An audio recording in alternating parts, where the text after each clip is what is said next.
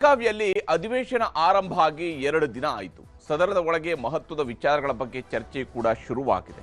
ವಿಶೇಷವಾಗಿ ಉತ್ತರ ಕರ್ನಾಟಕದ ಸಮಸ್ಯೆಗಳ ಬಗ್ಗೆ, ಅಭಿವೃದ್ಧಿಯ ಬಗ್ಗೆ ಚರ್ಚೆ ನಡೀತಾ ಇದೆ. ಆದರೆ ಅದಕ್ಕಿಂತ ಜಾಸ್ತಿ ಸದ್ದು ಮಾಡ್ತಾ ಇರುವಂತದ್ದು ಅದೇ ಸುವರ್ಣಸೌಧದ ಕಾರಿಡಾರ್ನಲ್ಲಿ ನಡೀತಾ ಇರುವಂತಹ ಚರ್ಚೆ. ಅದುವೇ ಕರ್ನಾಟಕದ ಕುರ್ಚಿ ಕದನ. ಇದುವೇ ಇವತ್ತಿನ ಪಂಚಾಯಿತಿಯ ಮೊದಲ ಸುದ್ದಿ. ನಿಲ್ಲೋದು ಯಾವಾಗ? ಯಾವುದೇ ವಿಚಾರ ಆದರೂ ಕೂಡ ತೀರ್ಮಾನಗಳು ಆಗಬೇಕು. ಇಲ್ಲದೆ ಹೋದರೆ ಅದರ ಸುತ್ತಲೂ ಪದೇ ಪದೇ ಚರ್ಚೆ ನಡೀತಾ ಇರುತ್ತೆ. ಒಬ್ಬರಾದ ಮೇಲೊಬ್ರು ಮಾತನಾಡೋದಕ್ಕೆ ಶುರು ಮಾಡ್ತಾರೆ. ತಮ್ಮ ವೈಯಕ್ತಿಕ ಅಭಿಪ್ರಾಯ ಅನ್ನುವಂಥದ್ದನ್ನು ಹೇಳ್ತಾನೆ ಅದು ಸಾರ್ವತ್ರಿಕ ಅಭಿಪ್ರಾಯಕ್ಕೆ ಪೂರಕವಾಗಿ ಮಾತನಾಡೋದಕ್ಕೆ ಶುರು ಮಾಡ್ತಾರೆ. ಸದ್ಯಕ್ಕೆ ಕಾಂಗ್ರೆಸ್ನಲ್ಲಿ ನಡೀತಾ ಇರುವಂಥದ್ದು ಅದೊಂದೇನೆ. 140 ಶಾಸಕರಿರ್ತಕ್ಕಂತಹ ಪಕ್ಷ ಒಬ್ಬರನ್ನ CLP ಲೀಡರ್ ಅಂತೇಳಿ ಆಯ್ಕೆ ಮಾಡಿದ್ದಾರೆ. ಮುಖ್ಯಮಂತ್ರಿ ಆಗಿದ್ದಾರೆ. ಮುಖ್ಯಮಂತ್ರಿ ಅವರು 2.5 ವರ್ಷ ತುಂಬಿದ್ದಾರೆ. ನಿಜಕ್ಕೂ ಮುಖ್ಯಮಂತ್ರಿ ಬದಲಾವಣೆ ಇದೆ ಅಂತ ಹೇಳಿದ್ರೆ ಪಟಾಪಟ್ ಅದರ ಬಗ್ಗೆ ನಿರ್ಧಾರಗಳು ಆಗಬೇಕಾಗಿತ್ತು. ಆದರೆ ಕಳೆದ ಆಲ್ಮೋಸ್ಟ್ 1.5 ವರ್ಷದಿಂದಲೂ ಕೂಡ ಮುಖ್ಯಮಂತ್ರಿ ಬದಲಾವಣೆ ಆಗುತ್ತಂತೆ. ಮುಖ್ಯಮಂತ್ರಿ ಬದಲಾವಣೆ ಯಾವಾಗ? ಮುಖ್ಯಮಂತ್ರಿ ಬದಲಾವಣೆ ಇನ್ನೊಂದು ತಿಂಗಳಲ್ಲೇ ಆಗ್ಬೋದು, ಯಾವಾಗ ಬೇಕಿದ್ರೆ ಆಗ್ಬೋದು, ನವೆಂಬರ್ 20ಕ್ಕೆ ಫಿಕ್ಸ್. ಈ ರೀತಿಯಾಗಿ ಗಡುವುಗಳ ಮೇಲೆ ಗಡುವು ಆಗ್ತಾನೇ ಬಂತು. ಈ ಸರ್ಕಾರ ತನ್ನ ಗ್ಯಾರಂಟಿ ಯೋಜನೆಗಳನ್ನು ಜಾರಿಗೊಳಿಸುವಂತಹ ಸಂದರ್ಭದಲ್ಲೂ ಕೂಡ, ಅದಾದ ನಂತರವೂ ಕೂಡ ಎಲ್ಲ ರೀತಿಯಲ್ಲೂ ಕೂಡ ಇದೆ. ಯಾವಾಗ ಸರ್ಕಾರ ಹೋಗುತ್ತೆ, ಯಾವಾಗ ಸರ್ಕಾರ ಇರುತ್ತೆ, ಯಾರು ಮುಖ್ಯಮಂತ್ರಿ ಆಗ್ತಾರೆ, ಯಾರು ಉಪಮುಖ್ಯಮಂತ್ರಿ ಆಗಿರ್ತಾರೆ, ಯಾರು KPCC ಅಧ್ಯಕ್ಷರಾಗ್ತಾರೆ, ಯಾರು ಮತ್ತೆ ಮುಖ್ಯಮಂತ್ರಿ ಆಗ್ತಾರೆ, ಈ ರೀತಿಯಾದಂತಹ ಚರ್ಚೆಗಳೇ ಹೊರತು ಬೇರೆನೇನಾಗ್ತದೆ. ಈಗ 2 ಬ್ರೇಕ್ಫಾಸ್ಟ್ ಮಾಡಿದ್ರು, ಎಲ್ಲವೂ ಕೂಡ ಹೈಕಮಾಂಡ್ ನಿರ್ಧರಿಸುತ್ತೆ. ಅಲ್ಲಿಗೆ ಒಂದು ಕಾಮ ಆಯಿತು, ಅಂದರೆ ಅಲ್ಪ ವಿರಾಮ. ಫುಲ್ ಸ್ಟಾಪ್ ಇಲ್ಲ, ಯಾವುದೇ ಚರ್ಚೆಗಳು ನಿಂತಿಲ್ಲ. ಇದರ ನಡುವೆ ಮುಖ್ಯಮಂತ್ರಿಯವರ ಪುತ್ರ ಸುವರ್ಣಸೌಧದಲ್ಲಿ ಹೇಳ್ತಾರೆ, 5 ವರ್ಷಗಳ ಕಾಲ ಅವ್ರನ್ನ ಆಯ್ಕೆ ಮಾಡಲಾಗಿದೆ, ಅವರೇ ಮುಖ್ಯಮಂತ್ರಿಯಾಗಿ ಮುಂದುವರಿತಾರೆ, ಅದರಲ್ಲಿ ಯಾವುದು ಪೂರ್ಣಾವಧಿಯಲ್ಲಿ ಮುಂದುವರಿತಾರೆ ಸಿದ್ದರಾಮಯ್ಯನವರು, ಯಾವುದೇ ರೀತಿಯಿಂದ ಅನುಮಾನಗಳು ಇಲ್ಲ. ಇದು ನನ್ನ ವೈಯಕ್ತಿಕ ಅಭಿಪ್ರಾಯ. ಹೌದು, ಮೂಢ ಕೇಸ್ನಂಥದ್ದು ಕೇಸ್ಗಳು ಬಂದು ಅದರ ಮೂಲಕವಾಗಿ ಅವ್ರನ್ನೇನೋ ಬದಲಿಸ್ತಾರೆ ಅನ್ನುವಂತಹ ಚರ್ಚೆಗಳು ಹುಟ್ಟು ಹಾಕ್ತಿದ್ರು. ಆದರೆ ಅದ್ಯಾವುದೂ ಕೂಡ ಆಗೋದಿಲ್ಲ, ಅವರೇ ಮುಂದುವರಿತಾರೆ. Okay, fine. ಮುಖ್ಯಮಂತ್ರಿಯವರ ಮಗ ಹೇಳಿದ ರೀತಿಯಲ್ಲಿ ಅವರೇ ಮುಂದುವರಿತಾರೆ ಅಂತ ಹೇಳಿದ್ರು. ಅದನ್ನಾದ್ರೂ ಕ್ಲಿಯರ್ ಮಾಡಬೇಕು. ಪಕ್ಕದಲ್ಲಿ ನಿಂತಿರುವ ಶಾಸಕರು, ಕಾಂಗ್ರೆಸ್ನದ್ದೇ ಶಾಸಕರು ಹೇಳ್ತಿದ್ದಾರೆ, ಇಲ್ಲ ಇಲ್ಲ ಇಲ್ಲ ಇಲ್ಲ ಆ ಅಧಿಕಾರವನ್ನು ಅವರಿಗೆ ಕೊಟ್ಟಿದ್ದಾರೆ. ಯತೀಂದ್ರ ಅವರು ಹಾಗೆಲ್ಲ ಮಾತನಾಡೋದಕ್ಕೆ ಹೇಗೆ ಸಾಧ್ಯ ಆಗುತ್ತೆ? ವರಿಷ್ಠರ ಜವಾಬ್ದಾರಿನ ಇವರು ಹೇಗೆ ನಿಭಾಯಿಸ್ತಾರೆ? ಈ ಮಾತು ಬರ್ತಾ ಇದೆ. ಮತ್ತೊಬ್ರು ಹೇಳ್ತಾರೆ ಕುರ್ಚಿ ಖಾಲಿ ಇಲ್ಲ ಅಂತ ಹೇಳ್ತಾರೆ. ಮತ್ತೊಬ್ರು ಹೇಳ್ತಾರೆ ಜನವರಿ 6ನೇ ತಾರೀಕು ಅಥವಾ 9ನೇ ತಾರೀಕಿಗೆ ಹೊಸ ಸುದ್ದಿ ಬರ್ತಾರೆ ಅಂತ ಕೊಡ್ತಾರೆ ಅಂತ ಹೇಳ್ತಾರೆ. ಮತ್ತೊಬ್ರು ಹೇಳ್ತಾರೆ ನಾನು ಡಿಸೆಂಬರ್ 31ರವರೆಗೆ ಮಾತಾಡಲ್ಲ, ಜನವರಿ 1ನ್ನು ಬಿಟ್ಟುಬಿಡಿ, ಜನವರಿ 2ರ ನಂತರ ಮಾತಾಡ್ತೀನಿ ಅಂತಾರೆ. ಅಂದರೆ ಕಾಂಗ್ರೆಸ್ನಲ್ಲಿ ಇವೆಲ್ಲವೂ ಕೂಡ ನಡೀತಾ ಇರುವಂಥದ್ದು. ನಿಲ್ಲೋದು ಯಾವಾಗ? ಇದರ ನಡುವೆ lunch meeting, breakfast meeting, dinner meeting, ಇವುಗಳೇ ನಡೀತಾ ಹೋದರೆ ಏನು ಕತೆ? ಇದೆಲ್ಲ ನಿಲ್ಲೋದು ಯಾವಾಗ? ರಾಜ್ಯದ ಆಡಳಿತ ಸುಭದ್ರವಾಗಿದೆ ಅನ್ನುವ ಸಂದೇಶವನ್ನು ಕೊಡೋದು ಯಾವಾಗ? ಅನೇಕ ಸಂದರ್ಭಗಳಲ್ಲಿ ಹೇಳ್ತಾರೆ, ನಿಮ್ಮ ಈ ಕಚ್ಚಾಟದಿಂದಾಗಿ ಇನ್ವೆಸ್ಟ್ಮೆಂಟ್ ಬರಲ್ಲ ಅನ್ನುವಂಥ ಮಾತುಗಳನ್ನು ಶಿವಕುಮಾರ್ ಅಂತವರೇ ಪ್ರತಿಪಕ್ಷದಲ್ಲಿದ್ದಾಗ ಹೇಳ್ತಾ ಇದ್ರು. ಈಗ ಏನು ನಡೀತಿರೋದು? ನಿಲ್ಲೋದು ಯಾವಾಗ? ಇದು ಯಾವಾಗ ನಿಲ್ಲುತ್ತೆ ಈ ಎಲ್ಲ ಕದನ? ಯಾಕಂದರೆ ಇವತ್ತು ಕೂಡ ಅದೇ ಮುಂದುವರೆದಿದೆ. ಯಾವ ಸ್ವರೂಪದಲ್ಲಿ ಮುಂದುವರೆದಿದೆ ಅನ್ನೋದ್ರ ಬಗೆಗಿನ ವಿವರವಂತ ವರದಿಯನ್ನು ನಿಮಗೆ ತೋರಿಸ್ತೀನಿ ಇವತ್ತಿನ ಪಂಚಾಯಿತಿಯ ಮೊದಲ ಸುದ್ದಿಯಲ್ಲಿ. ಇವೆಲ್ಲ ನಿಲ್ಲೋದು ಯಾವಾಗ ಅಂತೇಳಿ. ಇನ್ನು ಇವತ್ತಿನ ಪಂಚಾಯಿತಿಯ 2ನೇ ಸುದ್ದಿ, ವಂದೇ ಮಾತರಂ ನಂತರ SIR. ಲೋಕಸಭೆಯಲ್ಲಿ ನಿನ್ನೆ ಇಡೀ ದಿವಸ ವಂದೇ ಮಾತರಂ ಬಗ್ಗೆ 10 ಗಂಟೆಗಳ ಕಾಲ ವಿಶೇಷ ಚರ್ಚೆ ನಡೆದಿದೆ. ಪ್ರಧಾನಮಂತ್ರಿ ನರೇಂದ್ರ ಮೋದಿ ಅವರು ಚರ್ಚೆಯನ್ನು ಆರಂಭಿಸಿದರು. ಅದಾದ ನಂತರ ಪ್ರತಿಪಕ್ಷಗಳ ಸದಸ್ಯರು ಕೂಡ ಮಾತನಾಡಿದರು. ಕಾಂಗ್ರೆಸ್ ಕಡೆಯಿಂದಲೂ ಕೂಡ ಮಾತನಾಡಿದರು. ಲೋಕಸಭೆಯ ಪ್ರತಿಪಕ್ಷ ನಾಯಕ ಮಾತನಾಡಲಿಲ್ಲ. ರಾಹುಲ್ ಗಾಂಧಿ ನಿನ್ನೆ ಮಾತನಾಡಿರಲಿಲ್ಲ. ಪ್ರಿಯಾಂಕಾ ಗಾಂಧಿ ವಾಡ್ರಾ ಮಾತನಾಡಿದರು. ಹೀಗೆ ಬೇರೆ ಬೇರೆ ನಾಯಕರುಗಳು ಮಾತನಾಡಿದರು. ಬೇರೆ ಬೇರೆ ಸ್ವರೂಪಗಳಲ್ಲಿ ವಂದೇ ಮಾತರಂ ಬಗ್ಗೆ ತಮ್ಮ ಅಭಿಪ್ರಾಯಗಳನ್ನು ಹೇಳಿದರು. ಅದರಲ್ಲಿ ಬಹಳಷ್ಟು ರಾಜಕೀಯವೂ ಕೂಡ ಇತ್ತು, ರಾಜಕೀಯದ ಉದ್ದೇಶಗಳು ಕೂಡ ಗೋಚರಿಸ್ತಾ ಇತ್ತು. ಇವತ್ತು ರಾಜ್ಯಸಭೆಯಲ್ಲಿ ವಂದೇ ಮಾತರಂ ಮೇಲಿನ ಚರ್ಚೆ ಮುಂದುವರೆದಿದೆ. ಲೋಕಸಭೆಯಲ್ಲಿ ಇವತ್ತು SIR ವಿಚಾರವನ್ನು ಎತ್ಕೊಳ್ಳಲಾಗಿದೆ.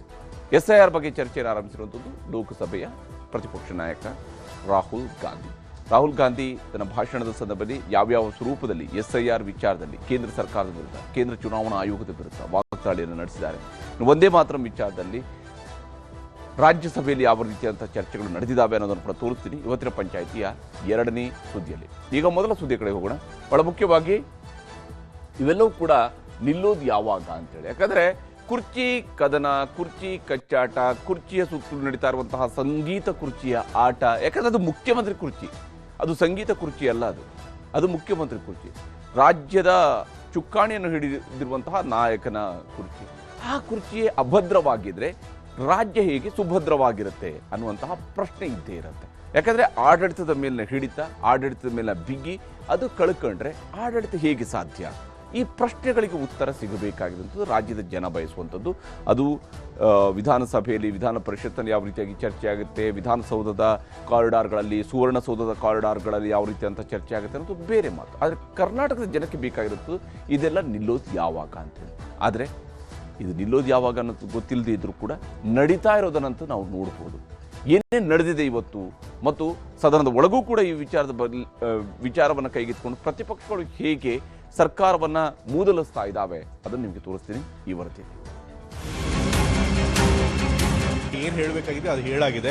ನಮ್ಮ ಮತ್ತೆ ಯಾವುದಕ್ಕೂ ಪ್ರತಿಕ್ರಿಯೆ ಮಾಡೋದು. ಯಾರು ಏನಾದರೂ ಹೇಳಿ ನಾನು ಹೇಳಬೇಕಾಗಿ ನಾನು ಹೇಳಾಗಿದೆ. ವರಿಷ್ಠ ಸ್ಥಾನ ನೀವು ಯಾರು ತುಂಬಕ್ಕೆ ಹೋಗ್ಬೇಡಿ. ಸಿದ್ದರಾಮಯ್ಯನವರು ನಾಯಕತ್ವ ಬೇಡ ಅಂದಾಗ ತಾನೇ ಬೇರೆ ಪರ್ಯಾಯ ನಾಯಕತ್ವದ ಪ್ರಶ್ನೆ ಬರೋದು. ಆ ಮುಖ್ಯಮಂತ್ರಿ ಕುರ್ಚಿದಲ್ಲಿ ಸಿದ್ದರಾಮಯ್ಯ ಅವರು ಕೂತವ್ರು ಏನಕ್ಕೆ ಇದೆಲ್ಲ ಚರ್ಚೆ ಬೇಕು? ಖಾಲಿ ಆದ್ರೆ ಮಾತ್ರ ಹೊಸ ಬರ್ತದೆ. ಅದಕ್ಕೆ ಅವ್ರು ಹೇಳ್ತಾರೆ, ಅವ್ರು ಹೇಳಿದ್ರು ಕರೆಕ್ಟ್ ಆಗಿದೆ. ಅವ್ರು ಏನ್ ಹೇಳಿಕೆ ಕೊಟ್ಟಿದ್ದಾರೆ ಅನ್ನೋದು ನನಗಿನ್ನ ಅರ್ಥ ಇಲ್ಲ. ನಾನು ಅವ್ರ ಹತ್ರ ಮಾತಾಡ್ತೀನಿ. ಯಾರು ಮುಖ್ಯಮಂತ್ರಿ ಆಗಬೇಕು ಅನ್ನುವಂಥದ್ದು ಶಾಸಕರ ಮೀಟಿಂಗ್. ಈಗಾಗಲೇ ಕುದುರೆ ವ್ಯಾಪಾರ ಚಾಲು ಆಗಿದೆ. ವಿರೋಧ ಪಕ್ಷದ ಖರೀದಿಯಲ್ಲಿ ನಡೆದಲ್ಲ, ತಮ್ಮ ಪಕ್ಷದಲ್ಲೇ ತಾವು ಖರೀದಿ ಮಾಡ್ತಾ ಇದ್ದಾರೆ.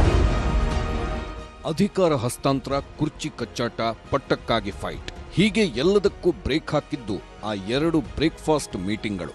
ಅದಾದ ನಂತರ ಸಿಎಂ ಹಾಗೂ ಡಿಸಿಎಂ ಒಗ್ಗೂಡಿ ಹೇಳಿದ್ದ ಮಾತು ಹೈಕಮಾಂಡ್ ನಿರ್ಧಾರಕ್ಕೆ ನಾವೆಲ್ಲ ಬದ್ಧ ಎಂಬ ನಿಲುವು. ಆದರೆ ಕಾಂಗ್ರೆಸ್ನ ಪರಿಸ್ಥಿತಿ ಸದ್ಯಕ್ಕೆ ಹೊರಗೆ ಒಗ್ಗಟ್ಟು, ಒಳಗೆ ಬಿಕ್ಕಟ್ಟು ಎಂಬ ರೀತಿಯಲ್ಲೇ ಮುಂದುವರೆದಿದೆ. ಕುರ್ಚಿ ಕಚ್ಚಾಟದ ಮತ್ತೊಂದು ಪರ್ವಕ್ಕೆ ಡಾಕ್ಟರ್ ಯತೀಂದ್ರ ಸಿದ್ದರಾಮಯ್ಯ ಮುನ್ನುಡಿ ಬರೆದಿದ್ದಾರೆ. ನಿನ್ನೆ ಡಾಕ್ಟರ್ ಕೊಟ್ಟ ಡೋಸ್ ಕಾಂಗ್ರೆಸ್ನಲ್ಲಿ ಹೊಸ ಜಟಾಪಟಿಗೆ ನಾಂದಿ ಹಾಡಿದೆ. ಇದಾದ ನಂತರ ಇವತ್ತು ಕೂಡ ನಿನ್ನೆಯ ಹೇಳಿಕೆಗೆ ಬದ್ಧರಾಗಿಯೇ ನಾನು ಹೇಳುವಂತದ್ದನ್ನೆಲ್ಲ ಹೇಳಿಯಾಗಿದೆ ಎಂದು ಯತೀಂದ್ರ ಸ್ಪಷ್ಟಪಡಿಸಿದ್ದಾರೆ. ಮೊದಲನೇ ವರ್ಷ ಅದು ಮೂಡ ಬಂತು, ಆ ಸಮಯದಲ್ಲೂ ತಂದೆಯವರು ಪದವಿಯಿಂದ ಕೆಳಗಿಳಿತಾರೆ ಅಂತ ಹೇಳಿದ್ರು. ನಂತರ ಲೋಕಸಭಾ ಎಲೆಕ್ಷನ್ ಬಂತು, ಅದ್ರೊಳಗೂ ಕೂಡ ಸೀಟ್ ಕಮ್ಮಿ ಬಂದು ಅವ್ರನ್ನ ಕೆಳಗಿಳಿಸ್ತಾರೆ ಅಂತ ಹೇಳಿದ್ರು. ಸೊ ಆಗ ಅವ್ರು ಹೇಳ್ಕೊಂಡೇ ಬರ್ತಿದ್ದಾರೆ. ಬಟ್ ಅವ್ರ ಕನಸು ಕಾಣ್ತಾ ಕೂತಿರ್ಬೇಕಷ್ಟೇ. 5 ವರ್ಷ ಸಿದ್ದರಾಮಯ್ಯ ಇರ್ತಾರೆ ಸರ್ ಅಧಿಕಾರದಲ್ಲಿ. ನಾನು ಈಗಾಗಲೇ ಅದ್ರ ಬಗ್ಗೆ ಹೇಳಿದ್ದೀನಿ. ವೈಯಕ್ತಿಕವಾಗಿ ಮುಖ್ಯಮಂತ್ರಿಗಳು ಇನ್ನು 5 ವರ್ಷ ತಮ್ಮ ಸಂಪೂರ್ಣ ಅಧಿಕಾರಾವಧಿಯನ್ನ ಪೂರ್ಣ ಮಾಡ್ತಾರೆ ಅನ್ನೋ ನಂಬಿಕೆ ನನಗಿದೆ. ಯಾಕೆಂತಂದ್ರೆ ಮುಖ್ಯಮಂತ್ರಿಗಳು ಸರ್ಕಾರ ಚೆನ್ನಾಗಿ ನಡ್ಸ್ಕೊಂಡು ಹೋಗ್ತಿದ್ದಾರೆ. ನಮ್ಮ ಸರ್ಕಾರದಲ್ಲಿ ಯಾವುದೇ ತಪ್ಪುಗಳಾಗಿಲ್ಲ. ಜನರು ಕೂಡ ನಮ್ಮ ಆಡಳಿತದ ಬಗ್ಗೆ ಖುಷಿಯಾಗಿದ್ದಾರೆ. ಸೊ ಹಾಗಾಗಿ ಬದಲಾವಣೆ ಅಗತ್ಯ ಇಲ್ಲ ಅನ್ನೋದು ನನ್ನ ಭಾವನೆ. ಎಸ್ಟರ್ಡೇ ನಿನ್ನೆನೆ ನಾನು ಎಲ್ಲಾನು ಏನ್ ಹೇಳ್ಬೇಕು ಹೇಳಿದ್ದೀನಿ. ಮತ್ತೆ ಆ ವಿಷಯದಲ್ಲಿ ಮಾತಾಡುವಂತದ್ದೇನು ಅಲ್ಲ, ಪ್ರತಿಕ್ರಿಯೆ ಬರುತ್ತೆ. ಅಲ್ಲ, ಪ್ರತಿ ಬಾರಿ ಪ್ರತಿಯೊಬ್ರು ಏನಾದ್ರು ಹೇಳಿದಕ್ಕೆಲ್ಲ ನಾ ಪ್ರತಿಕ್ರಿಯೆ ಮಾಡ್ಕೊಂಡು ಕೂತ್ಕೊಳ್ಳೋದಕ್ಕಾಗಲ್ಲ. ನಾನು ಏನ್ ಹೇಳ್ಬೇಕು ಏನೇನು ಹೇಳಾಗಿದೆ. ಏನಾದ್ರೂ ಯಾರು ಏನಾದ್ರು ಹೇಳಿ, ಯಾರು ಏನಾದ್ರು ಹೇಳಿ ನಾನು ಹೇಳ್ಬೇಕಾಗಿ ನಾನು ಹೇಳಾಗಿದೆ. ಮತ್ತಿನ್ಯಾರಿಗೂ ಪ್ರತಿಕ್ರಿಯೆ. ಇವತ್ತಿನ ಸಿಎಲ್ಪಿಲಿ ನಾವು ಇದನ್ನ ಪ್ರಸ್ತಾಪ ಮಾಡ್ತೀವಿ, ಯಾರಾದ್ರೂ ಅಷ್ಟೇ ಎಂಎಲ್ಸಿಗಳ ಮಾತಿಗೆ ಯಾಕೆ ಇಷ್ಟು ಗಂಭೀರವಾಗಿ ತಗೋಬೇಕು ಅಂತ ಅವ್ರು ಹೇಳ್ತಿರೋದು. ಆಯ್ತು, ಮಾತಾಡ್ಲಿ ಬಿಡಿ. ಅದಕ್ಕೆ ತಾವು ಇದನ್ನ ಯಾವ ರೀತಿ ನೋಡಿ? ಹೇಳದ್ನಲ್ಲ, ಏನ್ ಹೇಳ್ಬೇಕಾಗಿದೆ ಅದು ಹೇಳಾಗಿದೆ. ನಾ ಮತ್ತೆ ಯಾವುದಕ್ಕೂ ಪ್ರತಿಕ್ರಿಯೆ ಮಾಡೋದು. ಆದ್ರೆ ಯತೀಂದ್ರ ತಮ್ಮ ಮಾತಿಗೆ ಬಂದಿರುವ ಪ್ರತಿಕ್ರಿಯೆಗಳ ಬಗ್ಗೆ ತಲೆ ಕೆಡಿಸಿಕೊಳ್ಳಲಿ ಬಿಡಲಿ, ಕಾಂಗ್ರೆಸ್ನಲ್ಲಿರುವ ಇನ್ನೊಂದು ಬಣಕ್ಕೆ ಸಿಟ್ಟು ತರಿಸಿದೆ.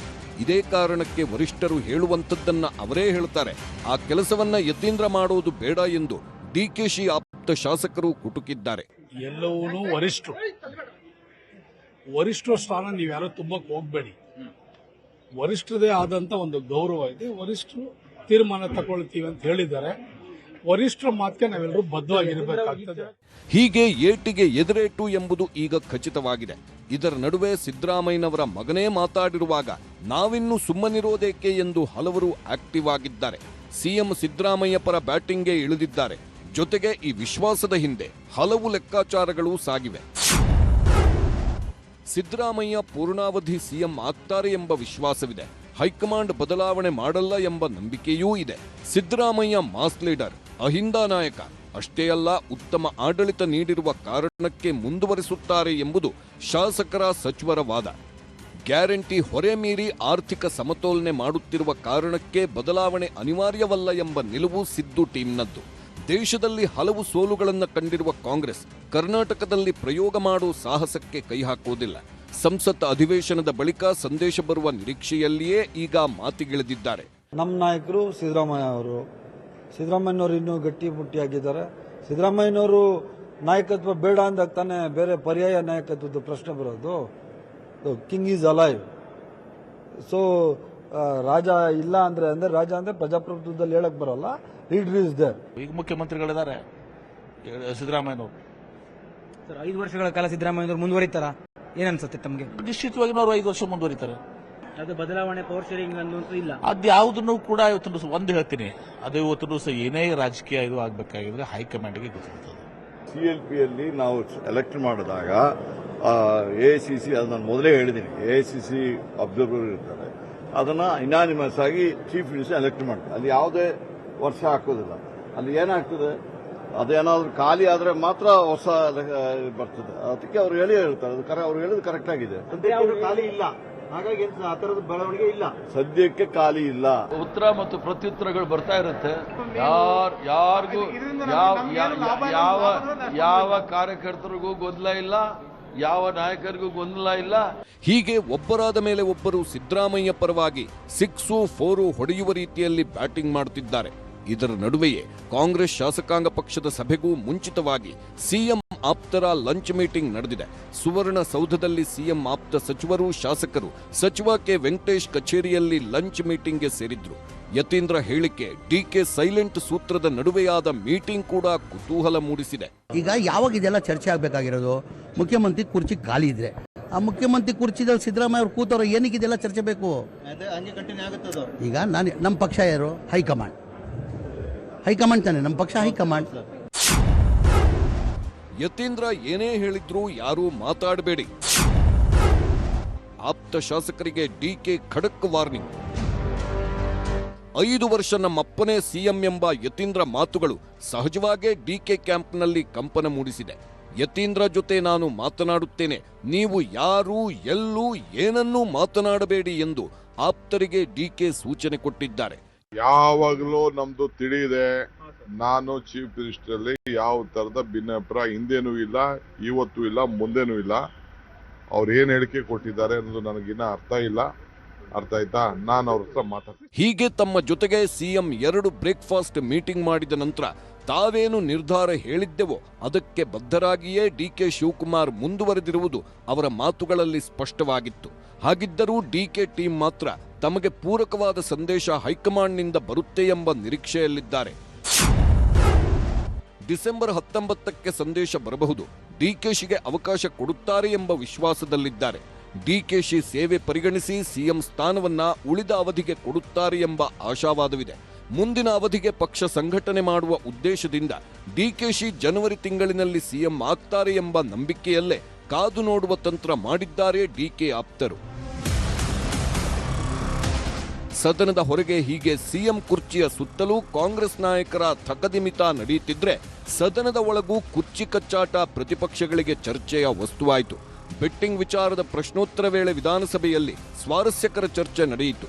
ಬೆಟ್ಟಿಂಗ್ ಆಪ್ ತಡೆಯಲು ಸರ್ಕಾರ ಬದ್ಧ ಎಂದು ಪರಮೇಶ್ವರ್ ಹೇಳುತ್ತಲೇ ಸರ್ಕಾರ ಕೂಡ ಬೆಟ್ಟಿಂಗ್ನಲ್ಲೇ ತೊಡಗಿದೆ ಎಂದು ಬಿಜೆಪಿ ಶಾಸಕ ವಿ ಸುನಿಲ್ ಕುಮಾರ್ ಕಿಚಾಯಿಸಿದ್ರು. ಅವ್ರು ಹೇಳಿರೋದು ಸರಿ ಇದೆ, ಅವ್ರು ಹೇಳಿರೋ ಬಗ್ಗೆ ನನ್ನ ಭಿನ್ನಾಭಿಪ್ರಾಯ ಇಲ್ಲ. ಯಾರು ಮುಖ್ಯಮಂತ್ರಿ ಆಗಬೇಕು ಅನ್ನುವಂಥದ್ದು ಶಾಸಕರ ಬೆಟ್ಟಿಂಗು. ಇನ್ನು ಬಿಜೆಪಿಯ ಉಚ್ಚಾಟಿತ ಶಾಸಕ ಬಸನಗೌಡ ಪಾಟೀಲ್ ಯತ್ನಾಳ್ ಕೂಡ ಅದೇ ಧಾಟಿಯಲ್ಲೇ ಮಾತನಾಡಿದ್ರು. ನೋಡಿ, ಈಗಾಗಲೇ ಕುದುರೆ ವ್ಯಾಪಾರ ಚಾಲು ಆಗಿದೆ. ಯಾರ್ಯಾರು ಹೇಳ್ತಾರೆ, ನಮ್ಮ ಸುಮ್ ಕಿವಿಗೆ ಬಿದ್ದಿದ್ದು 40 ಕೋಟಿ ರೂಪಾಯಿ ಕ್ಯಾಶು, ಒಂದು ಫಾರ್ಚುನರ್ ಗಾಡಿ, ಬೆಂಗಳೂರಿನಲ್ಲಿ ಒಂದು ಫ್ಲಾಟು, ಒಂದು ಕಡೆಯಿಂದ ಡಿಮಾಂಡ್ ಬರ್ತಾ ಇದೆ. ಅದಕ್ಕೆ ಪೂರ್ವಕವಾಗಿ ನಾ ಏನು ಕೊಡ್ಬೇಕಂತ ಇನ್ನೊಂದು ಕಡೆ ಡಿಮಾಂಡ್. ಈ ವ್ಯಾಪಾರ ನಡೆದಿದೆ, ಕುದುರೆ ವ್ಯಾಪಾರ. ಇದು ವಿರೋಧ ಪಕ್ಷದ ಖರೀದಿಯಲ್ಲಿ ನಡೆದಿಲ್ಲ, ತಮ್ಮ ಪಕ್ಷದಲ್ಲೇ ತಾವು ಖರೀದಿ ಮಾಡ್ತಾ ಇದ್ದಾರೆ. ವಿಧಾನಸಭೆ ವಿಧಾನ ಪರಿಷತ್ನಲ್ಲೂ ಚರ್ಚೆಗಳ ವೇಳೆ ಸರ್ಕಾರವನ್ನ ಪ್ರತಿಪಕ್ಷಗಳ ಸದಸ್ಯರು ಹೆಜ್ಜೆ ಹೆಜ್ಜೆಗೂ ಕಿಚಾಯಿಸುತ್ತಲೇ ಇದ್ದಾರೆ. ಚರ್ಚೆಗಳ ರಸದೌತಣದಲ್ಲಿ ಕುರ್ಚಿ ಕಚ್ಚಾಟದ ಒಗ್ಗರಣೆಯನ್ನು ಹಾಕಲು ಪ್ರತಿಪಕ್ಷಗಳು ಮರೆಯುತ್ತಿಲ್ಲ. ಆದ್ರೆ ಆಡಳಿತ ಪಕ್ಷದಲ್ಲಿ ಕುರ್ಚಿ ಕದನದ ಚರ್ಚೆ ನಿಲ್ಲೋದು ಯಾವಾಗ ಎನ್ನುವುದಕ್ಕೆ ಕಾಂಗ್ರೆಸ್ ಹೈಕಮಾಂಡ್ ಉತ್ತರ ಕೊಡಬೇಕಿದೆ. Bureau report, news 18. ಹೀಗೆ ಇಲ್ಲೆಲ್ಲ ಬಹಳ ಜೋರಾಗಿ ಕುರ್ಚಿಯ ಸುತ್ತಲಿನ ಕದನ ನಡೆದ ನಂತರ ಇವತ್ತು ಸಂಜೆ ಈಗ ಶಾಸಕಾಂಗ ಪಕ್ಷದ ಸಭೆ ನಡೀತಾ ಇದೆ, ಶುರುವಾಗಿದೆ ಕಾಂಗ್ರೆಸ್ ಶಾಸಕಾಂಗ ಪಕ್ಷದ ಸಭೆ. ಹೈಮದ್ದಿಗೂ ಮುನ್ನ ಕೈಮದ್ದನ್ನು ಅರಿಯುವಂತಹ ಕೆಲಸ ಇಲ್ಲಿ ನಡೆಯುತ್ತಾ ಅಂತೇಳಿ. ಯಾಕಂದ್ರೆ ಸಿಎಂ ಸಿದ್ದರಾಮಯ್ಯ ನೇತೃತ್ವದಲ್ಲಿ ಶಾಸಕಾಂಗ ಪಕ್ಷದ ಸಭೆ ನಡೀತಾ ಇದೆ. ಈ ಸಭೆಯಲ್ಲಿ ಪಕ್ಷದೊಳಗಿನ ಕಚ್ಚಾಟ, ಗೊಂದಲ, ಭಿನ್ನಾಭಿಪ್ರಾಯಗಳಿಗೆ ಮದ್ದರಿಯುವ ಪ್ರಯತ್ನ ನಡೆಯುತ್ತಾ. ಯಾಕಂದ್ರೆ ಪ್ರತಿಯೊಬ್ಬರು ಅವರವರಿಗೆ ಬಂದಂಗೆ ಮಾತನಾಡುವಂತಹ ಮಾತುಗಳು, ಕಾರಿಡಾರ್ಗಳಲ್ಲಿ ಆಡುವಂತಹ ಮಾತುಗಳು, ಡಾಕ್ಟರ್ ಯತೀಂದ್ರ ಸಿದ್ದರಾಮಯ್ಯ ಅವರ ಮಾತು, ಈ ವಿಚಾರದ ಬಗ್ಗೆ ಕೂಡ ಬಹುಶಃ ಚರ್ಚೆ ಆಗಬಹುದು. ಹೈಕಮಾಂಡ್ ಸಂದೇಶದವರೆಗೂ ಕೂಡ ಎಚ್ಚರಿಕೆಯನ್ನ ಕೊಡಬಹುದು, ಯಾರು ಕೂಡ ಮಾತನಾಡುವಾಗಿಲ್ಲ ಅಂತೇಳಿ. ಸಿದ್ದು ಟೀಮ್ ಕದನ ವಿರಾಮ ಉಲ್ಲಂಘನೆಗೆ ಡಿಕೆ ಟೀಮ್ ಈಗಾಗಲೇ ಗರಂ ಆಗಿದೆ. ಹೀಗಾಗಿ ಅವರು ಈ ವಿಚಾರಗಳನ್ನು ಪ್ರಸ್ತಾಪ ಮಾಡಬಹುದು. ಅಧಿವೇಶನದಲ್ಲಿ ಪ್ರತಿಪಕ್ಷಗಳಿಗೆ ಟಕ್ಕರ್ ಕೊಡೋದಕ್ಕೆ ನಾವೆಲ್ಲ ಜೊತೆಯಾಗಿರಬೇಕು ಅನ್ನೋದರ ಬಗ್ಗೆ ಅಡ್ವೈಸ್ ಮಾಡಬಹುದು. ಹಾಗೂ ನಾಯಕತ್ವ ಬಡಿದಾಟಕ್ಕೆ ಬ್ರೇಕ್ ಹಾಕೋದಿಕ್ಕೆ ಶಾಸಕರ ಆಗ್ರಹದ ಸಾಧ್ಯತೆಯೂ ಕೂಡ ಇದ್ದೇ ಇದೆ. ಯಾಕೆಂದರೆ ಕಾಂಗ್ರೆಸ್ನಲ್ಲಿ ಒಂದು ಈ ಕಡೆ ಬಣ, ಒಂದು ಆ ಕಡೆ ಬಣ ಇದ್ರೂ ಕೂಡ ನಡುವೆ ಒಂದಿಷ್ಟು ಜನ ತಟಸ್ಥರಾಗಿರುವ ಬಣದವರು ಇದ್ದಾರೆ. ಸಚಿವರ ಕಾರ್ಯವೈಖರಿ ಬಗ್ಗೆ ಶಾಸಕರ ಆಕ್ಷೇಪಗಳ ಪ್ರಸ್ತಾಪವೂ ಕೂಡ ಪ್ರತಿ ಶಾಸಕಾಂಗ ಪಕ್ಷದ ಸಭೆಯಲ್ಲಿ ನಡೆಯುವಂತೆ ಇಲ್ಲೂ ಕೂಡ ನಡೀಬಹುದು. ಇನ್ನು ಅಭಿವೃದ್ಧಿ ಕೆಲಸಗಳು, ರೈತರ ಸಮಸ್ಯೆಗಳ ಬಗ್ಗೆ ಪ್ರಸ್ತಾಪ ಮಾಡೋದಕ್ಕೂ ಕೂಡ ಕಾಂಗ್ರೆಸ್ ಶಾಸಕರು ಮುಂದಾಗಬಹುದು. ಅದಕ್ಕೆ ಉತ್ತರವನ್ನು ಕೊಡಿಸಬೇಕು ಅನ್ನುವಂತಹ ಪ್ರಯತ್ನವನ್ನ ಮಾಡಬಹುದು. ಹೀಗೆ ಒಂದು ಕಡೆಯಲ್ಲಿ ಸರ್ಕಾರದ ಕಡೆಯಿಂದ ಆಡಳಿತ ಪಕ್ಷದ ಶಾಸಕಾಂಗ ಪಕ್ಷ ನಡೀತಾ ಇದ್ರೆ, ಮತ್ತೊಂದು ಕಡೆಯಲ್ಲಿ ಭಾರತೀಯ ಜನತಾ ಪಕ್ಷದ ಶಾಸಕಾಂಗ ಪಕ್ಷದ ಸಭೆಯೂ ಕೂಡ ನಡೀತಾ ಇದೆ. ಶಾಸಕಾಂಗ ಪಕ್ಷದ ನಾಯಕ ಆರ್ ಅಶೋಕ್ ಅವರ ನೇತೃತ್ವದಲ್ಲಿ ಸರ್ಕಾರದ ವಿರುದ್ಧ ಸಮರಕ್ಕೆ ಸಜ್ಜಾಗ್ತಾ ಇದೆ ಬಿಜೆಪಿ. ಇಲ್ಲಿ ಬಹಳ ಮುಖ್ಯವಾಗಿ ರೈತರ ಹೋರಾಟದ ಬಳಿಕ ಸದನದಲ್ಲೂ ಕೂಡ ಹೋರಾಟವನ್ನು ನಡೆಸುವಂಥದಕ್ಕೆ ಈಗ ಬಿಜೆಪಿಯವರು ಮುಂದಾಗ್ತಾ ಇದ್ದಾರೆ. ವಿಶೇಷವಾಗಿ ಅಧಿವೇಶನದಲ್ಲಿ ಸರ್ಕಾರವನ್ನು ಕಟ್ಟಿಹಾಕುವ ತಂತ್ರಗಾರಿಕೆಯನ್ನ ಈಗ ಅನುಸರಿಸ್ತಾ ಇರುವಂಥದ್ದು ಮತ್ತು ಸರ್ಕಾರದ ವಿರುದ್ಧ ಅವಿಶ್ವಾಸ ನಿರ್ಣಯದ ಬಗ್ಗೆಯೂ ಕೂಡ ಚರ್ಚೆ ಆಗಬಹುದು. ಯಾಕಂದ್ರೆ ಆಲ್ರೆಡಿ ಭಾರತೀಯ ಜನತಾ ಪಕ್ಷದ ಓರ್ವ ಶಾಸಕ ಬಹಳ ಓಪನ್ ಆಗಿ ಹೇಳಿದ್ದಾರೆ, ನಾವು ಅವಿಶ್ವಾಸ ನಿರ್ಣಯವನ್ನು ಮಂಡಿಸಬೇಕಾಗುತ್ತೆ ಈ ಸರ್ಕಾರದ ವಿರುದ್ಧ ಅಂತೇಳಿ. ಅವಿಶ್ವಾಸದ ಮೂಲಕ ಸರ್ಕಾರಕ್ಕೆ ಮುಜುಗರ ತರುವ ಆಲೋಚನೆಯೂ ಕೂಡ ಬಿಜೆಪಿಯ ಶಾಸಕರುಗಳಲ್ಲಿ ಇದೆ. ಆದರೆ ಸಂಖ್ಯಾಬಲ ಕಡಿಮೆ ಇರೋ ಕಾರಣಕ್ಕಾಗಿ ಅವಿಶ್ವಾಸ ಮಂಡನೆಗೆ ಹಿಂದೇಟು ಕೂಡ ಹಾಕ್ಬೋದು. ಈಗ ಅವಿಶ್ವಾಸ ಮತ ಮಂಡನೆ ಮಾಡಿದ ತಕ್ಷಣನೇ ಏನು ಸರ್ಕಾರ ಬಿದ್ದು ಹೋಗಬೇಕು ಅಂತಲೇ ಅಲ್ಲ, ಆದರೆ ಒಂದು ಪ್ರಯತ್ನ ಸರ್ಕಾರದ ಮೇಲೆ ಚಾರ್ಜ್ ಶೀಟ್ ಅನ್ನು ಮಾಡೋದಕ್ಕೆ, ಕಾಂಗ್ರೆಸ್ನೊಳಗಿನ ಕಚ್ಚಾಟಗಳನ್ನೇ ಅಸ್ತ್ರ ಮಾಡಿಕೊಳ್ಳೋದಕ್ಕೆ ಅವರು ತೀರ್ಮಾನವನ್ನ ಕೈಗೊಳ್ಳುವಂತಹ ಸಾಧ್ಯತೆ ಇದೆ. ಇದು ಸದ್ಯಕ್ಕೆ ಬಿಜೆಪಿಯವರ ಶಾಸಕಾಂಗ ಪಕ್ಷದ ಸಭೆಯಲ್ಲಿ ನಡೀತಾ ಇರುವಂತಹ ವಿಚಾರಗಳಾದರೆ, ಇವೆಲ್ಲವೂ ಕೂಡ ಒಟ್ಟಿನಲ್ಲಿ ಅಂತಿಮವಾಗಿ ಬೇಕಾಗಿರುವಂಥ ಉತ್ತರ ಏನಂತ ಹೇಳಿದ್ರೆ, ಈ ಕಚ್ಚಾಟ ನಿಲ್ಲೋದು ಯಾವಾಗ ಅನ್ನುವಂಥದ್ದು. ಅದನ್ನು ಸರ್ಕಾರ ಮತ್ತು ಕಾಂಗ್ರೆಸ್ ಹೈಕಮಾಂಡ್ ಉತ್ತರಿಸಬೇಕಾಗಿದೆ.